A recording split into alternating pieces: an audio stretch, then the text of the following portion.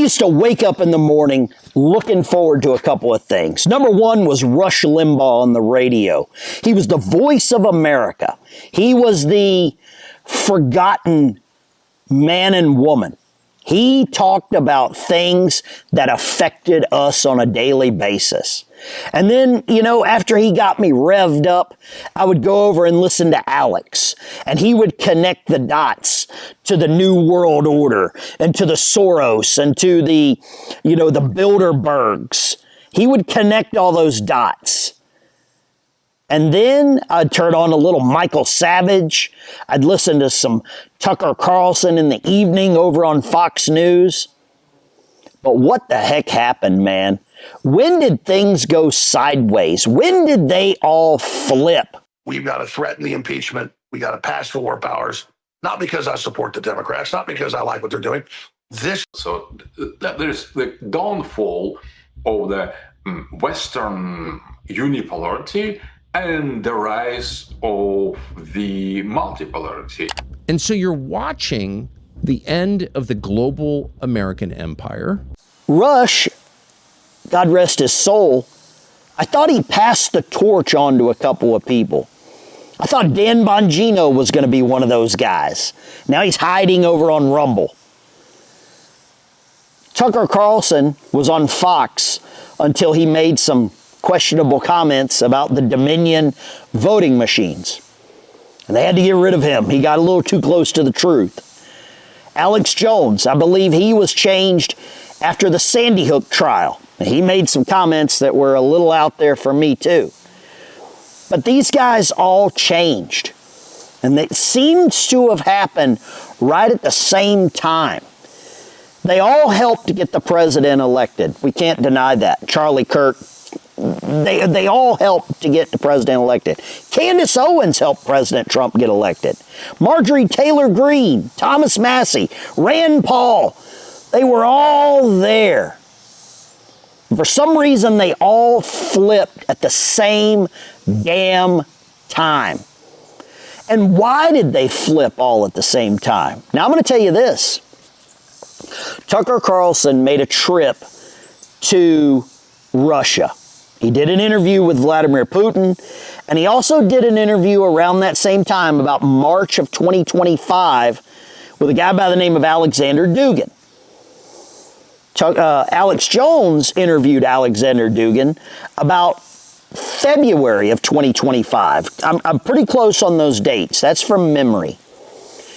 Candace Owens made a trip to Russia, and I believe she probably met with this guy as well. And this guy is apparently the voice of Putin. He is the modern day Rasputin. He has changed some people, almost cult leader-like. And it's really odd when you start connecting the dots, how the change, the flip, the timing is so close to in and around when they did these interviews. And I don't know what was said off camera. You can go watch and see what they wanted us to hear, what they wanted us to see. But what was said off camera is none of our business, apparently. But why did they all flip at the same time? You've got Tucker Carlson interviewing Hunter Biden, of all people, the better part of 2 hours. The comment section on that video is, it's a minefield. Even his own fans were like, why didn't you ask about Burisma? Why didn't you ask about the laptop? Why didn't you ask about Ukraine? Why didn't you ask about the biolabs? Why didn't you ask these legitimate questions? I thought when Hunter was on with Sean Ryan, an actual Navy SEAL that now regrets being a Navy SEAL, I thought he would have taken him to the woodshed, give him the old, Navy beatdown. But he just let him talk for 5 hours. It was softball. It was the WNBA. It was horrible. You can't watch it. And then Alex Jones. He's now openly calling for the impeachment of President Trump. Alex grabs some kind of wacky headline for the day and then loses his mind for 2 hours about it. About the, we're going to reinstitute the draft. Trump is trying to get the Pentagon to send in enough troops to invade. When I flew out on this trip, all I saw was troops. We're all going to go to war, boots on the ground in Iran. I can't even talk like the guy without a cough drop. But nothing like that is happening, Alex. Now, I'm sure Hunter Biden's going to go on the Alex Jones show next. He's been on with, Candace, been on with Sean. Now he's with Tucker. He'll probably go to Megyn Kelly next. And then probably some of these other low-tier losers to interview this guy. It's like a rehabilitation tour. And I believe the goal, Hunter Biden, he very well could run for president. He very well could run for office. That we're now starting to understand some of the moves being made. And Alexander Dugin has a really strange circle of influence of people that he's influenced. Jack Posobiec. I don't know if it's true or not, but it sounds like that. Steve Bannon. It's like this guy touches someone with an interview and suddenly their minds are just changed. And I don't know who to trust right now. I used to look at some of these talking heads, some of these people, and literally trust what they were saying. But I can't anymore. I can't do it. I can't play along. I can't even try to make sense of what they're doing, what they're trying to accomplish, other than divide conservatives, divide people like me and you. And how dare you question them? Because their mob is vicious. They will come after you. Right now, the only people I really have any faith in are the people in Trump's cabinet and Elon Musk. And some of Trump's cabinet I don't trust right now.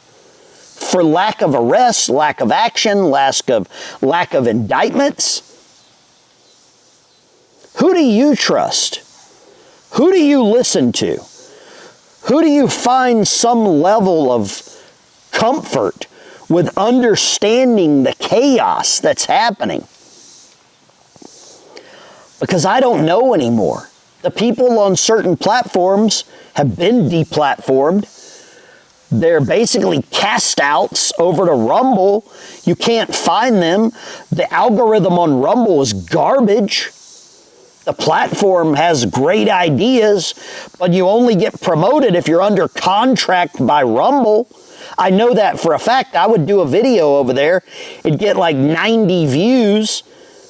If I was advertising something for Rumble, that video would get 90,000 views. So that tells me right there something's fake. Something's not right with Rumble.